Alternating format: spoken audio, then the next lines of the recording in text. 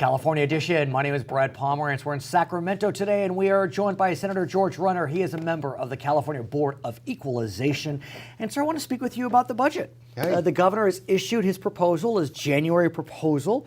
What's your sense? You're a budget wonk. Yeah, it's January budget time in Sacramento. Exactly. Clearly there's a lot of things that are very different than just a few years ago. The state has additional revenue, Right. and in fact, if there's been a criticism of his budget so far, it's that he has underestimated the revenue. Right. Which is pretty typical. The governor always likes to underestimate revenue. That way, Right. you don't have to spend the first 4 months of the year talking about how to spend money, and then you deal with that Right. in March or in May when the May revise comes out. What's interesting about his budget is he demonstrated a commitment to pay down debt. Right.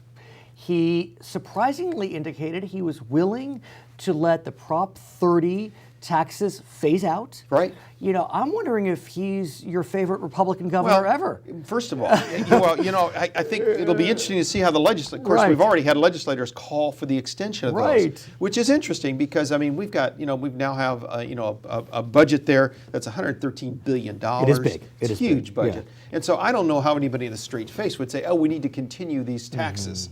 That were temporary. Remember, they were temporary to get us out of that problem of revenue that was down. Right. Well, clearly that's not the case anymore. And those temporary taxes should be able to be phased out easily. Right. Unless you really want to see government get bigger and bigger. Here's the question, and as a tactician, I ask you this: if the legislature wants to continue the Prop 30 taxes, the governor doesn't. How would it get back on the ballot? I presume there's not going to be a signature drive to get it back on the ballot, although there could be. There could be, and that is probably one of the big changes with the last election cycle, Right. where the majority party lost control with their 2/3. Right. So you're right. In order to get that done this time, now you would have to go ahead and get. Excuse me, some of the Republicans to go ahead and vote for extending or a tax increase. But could the governor, well, I guess if they got 2/3, then it would be veto proof. Yeah, and I number one, you're not going to see any Republicans. Yeah, I don't even think you're going to see all the Democrats Right. in that regard. If anything, I think for more revenue, I think what you're going to see is this idea of expanding the tax base with tax on services. And let's talk about that. You know, your old friend Bob Hertzberg is back in the California State Senate, and he is kicking around a proposal, which, God bless him, it's not that new. I mean, we've heard this before. No. And, some Democrats like it, some Republicans like it, and like you said, it spreads out the sales tax. So I believe the goal would be to decrease the sales tax, but have it apply to services. It could be medical services, legal services, accounting services, gardening services, whatever it may be. What's your sense of that, sir? Well, I'm always concerned when it is people that are going to spread a new tax to somebody and they say we're going to lower it somewhere else. I'm always suspicious as to whether or not it's really going to get lowered or whether or not we're just looking for more revenue. And people have to ask themselves, okay, does this make sense? But for argument's sake, let's say that the proposal truly is to lower the sales tax and spread it out. I know the numbers are, the devil's in the details, but philosophically, have you taken a position? Oh, I think philosophically, you can. I mean, again, states are all different. It's not like California, is got the answer and is different than all the other states. There's a lot of states that have different kind of view as to how they deal with sales tax. There are some states, for instance, who don't charge sales tax on the first $500 worth of your clothing that you buy. We don't charge sales tax on food. Other states do. So I mean, there's not a perfect system out there. Do you like this concept? Are you a fan of the concept of lowering and spreading? At the end of the day, I'm just concerned. I guess the fact is that the question you've got to ask yourself is why. What are you trying? What is the goal that's trying to be accomplished? If the goal is trying to be accomplished to what? Create a fairer tax system, a broader tax system, or is it really to try to raise more money? And again, we just talked about it. California right now has plenty of money.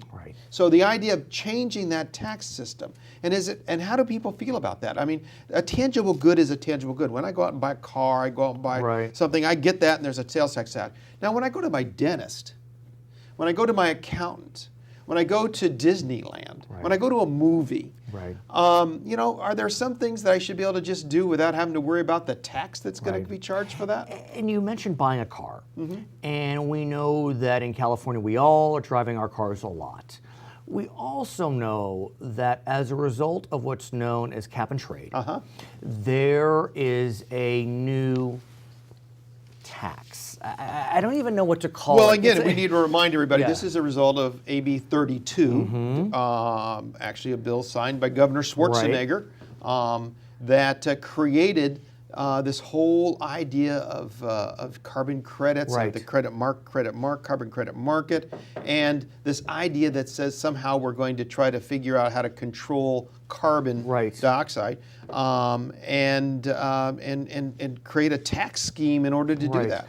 And so, you know, the voters were given an opportunity to repeal AB 32. They didn't, for better or for worse. And so now we have this system where fuel is now subject and the to... problem, and the problem with the voters being able to repeal it is that it was such a misunderstood issue. I mean, do you think the voters, when they voted against it, or when they had a chance to vote against it, understood that it was going to affect their fuel prices? You know, I don't think so, because it was never talked about. It's hard to know. I mean, there's no doubt that there was a hugely expensive campaign. Well, there was never talked about in regards to that issue. So now, as of January 1st, because of the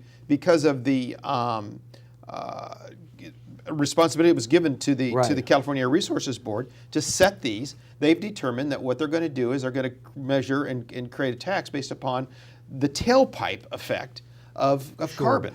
And what's, I guess for those that oppose this tax, you know, the timing is tricky because gas prices are dropping. And we were talking before, like, I was having difficulty figuring out, has it kicked in? Well, you know, we were talking in my office earlier. I said, you know, the public input would have, or impact would have been totally different if all of a sudden this pushed gas prices from you know, $4 to $5 a gallon. If this was a year ago. Right. And I think that would be different. But I think you're right. I think what's happened is the effect is being masked now by the lowering of gas prices. So that doesn't mean that now Californians aren't paying more than what others are. Give me the statistic you Well, it's gave interesting. me. Because the only way I think that's a fair way to deal with this, because this is often called a hidden tax, because it's hard to figure out what it is. There's no stamp on the pump. There's nothing that says this is what it is.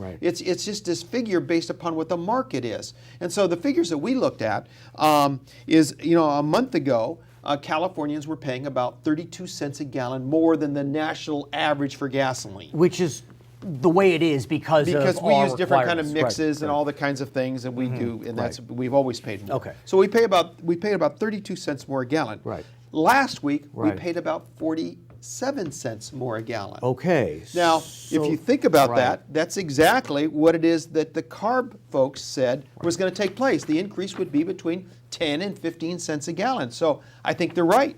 And so as a result of that, right now Californians are paying about 15, 16 cents a gallon more as a result of this new, I think it's a tax. So your friends in the legislature on the Republican side had tried to repeal this in the last session. It was the Democrat that who carried the bill. Correct me. I believe you. Do you remember who it was? It was Perea. Okay, you're right. It was a Perea bill. You're right. The Democrat tried. Okay, fair enough. Tried to do it and couldn't get a hearing done. Okay, so where do opponents go from here? Well, I think again it's going to be talked about more and more. I think people are going to realize this when they look around, they see what's going to be happening, and they see their gas prices are different than others. And the other issue they're going to see, because what's going to happen? Remember, gas prices affect the costs of everything. They do. So when you deliver business, when you do business, when you buy stuff in California, it's going to also reflect this tax. That's a result of that. So again, it's one of those issues where it's once again more expensive to live in California. He is Senator George Runner. He is a member of the California Board of Equalization. My name is Brad Pomerance, and you're watching California Edition.